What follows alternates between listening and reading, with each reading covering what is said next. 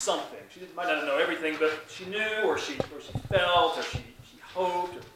I don't really know what that motherly intuition is. I don't know if there's a word for it when you project forward about your kid, where you think, I'm going to be this kind of parent, and therefore my kid's going to be this kind of kid. Is there a word for that? I don't know. But she, what is it? I said fantasy. Fantasy, that's what her word was. Fantasy, yes. Well, she fantasized about her baby, one way or another, was going to make a difference.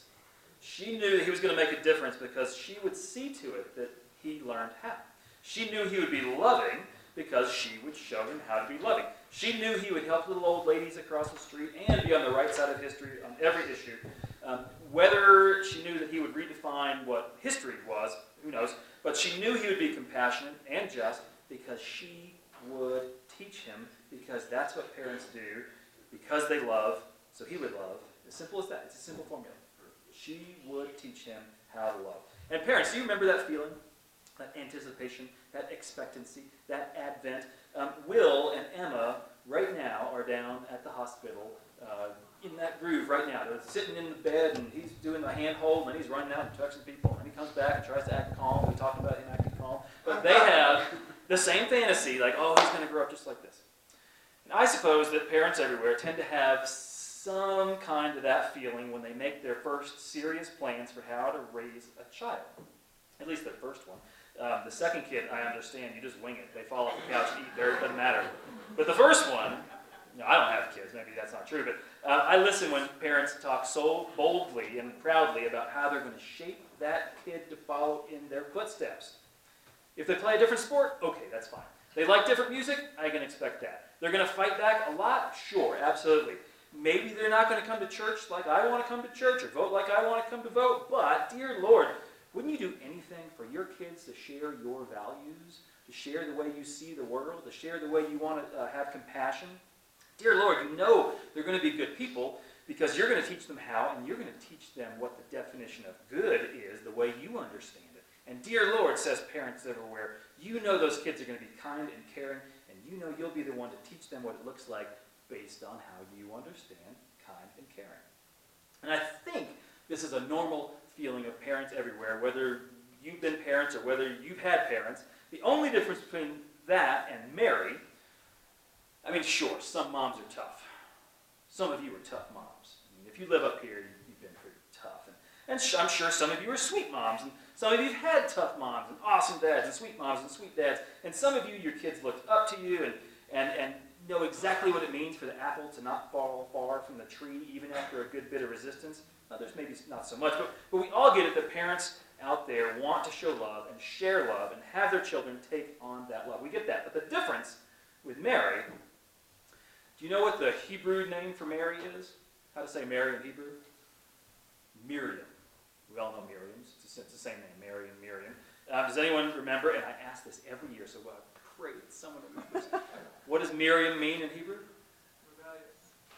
This guy! Yeah! That's why we have him around. Rebellious. Yeah, rebellion, rebellious. The Bible is so full of names that mean something, that give shape to the story. The word Jesus means he saves. And what does Jesus do? Yeah, Adam means from the dirt. And where does Adam come from?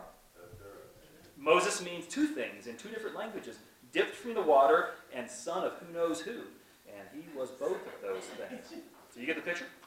Mary's name means rebellion or rebellious, so we can expect her to be a bit of a rebel, and therefore to teach her son never to simply fall in line with society, just for the sake of politeness. We can expect her to teach her son to question authority and tradition, as many people up here teach their children to do. We can expect her to teach her son to watch for ways to resist abuse and to make the world a better place. We can expect her to teach her son to, just like the song said, in the song that Mary Lou read and sung, in a culture of shaming the poor, he will look out and look on favor for the servant class. In a culture that just falls at blame everywhere, he'll show mercy. In a culture of pride, he will scatter the hypocrites. In a culture of power, he will throw down the rulers and lift up the lowly. In a culture of greed, he will fill the hungry with good things and send the rich away empty. He will do that because she will see to it. That's the kind of boy she's going to raise.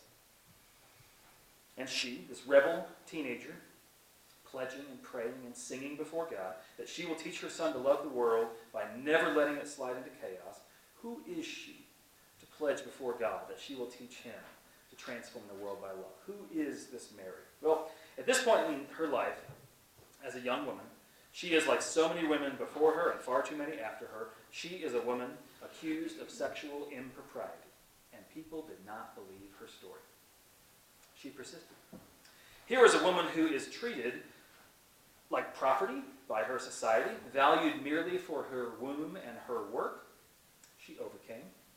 Here is a woman stuck in poverty in a backwater town, certainly with no opportunities to overcome or grow. She thrived. Here is a woman who lives surrounded by a government that oppresses her religion and her race.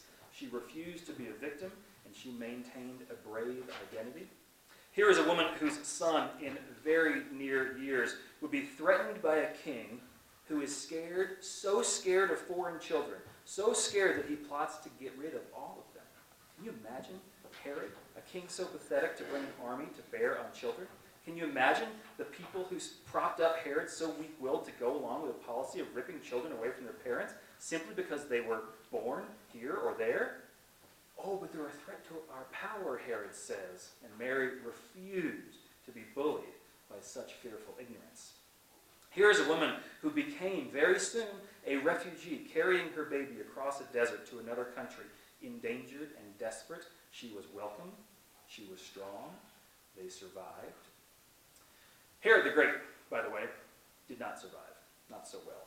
He was such a chicken-hearted quake-bottom that not only because he called himself the Great, just because his dad gave him enough money to build a lot of big buildings, but Josephus tells us, a historian outside the Bible, he was so worried that no one would be there to mourn his death. King Herod the Great used to worry about this, that he had a plan to invite all the Roman officials from all around the area, all the little ones, to come and bow down and have a parade, and then he would kill them all at his end of his life, just so there would be people there to mourn.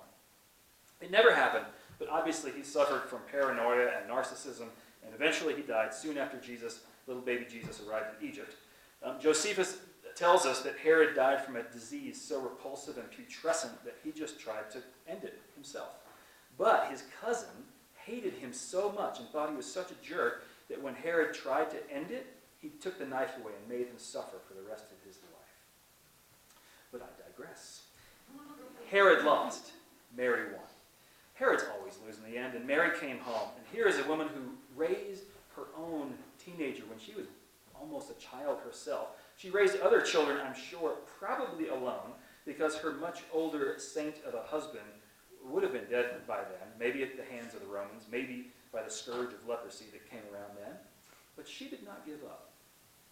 Here is a woman who does not give up her rebellion, because at every step, at every chance she had to help shape her son's life to the pains and struggles that he would face, at every step she raised that boy to rebel against the brokenness of the world with an impossible and unquenchable love. She raised that child to know the value of women.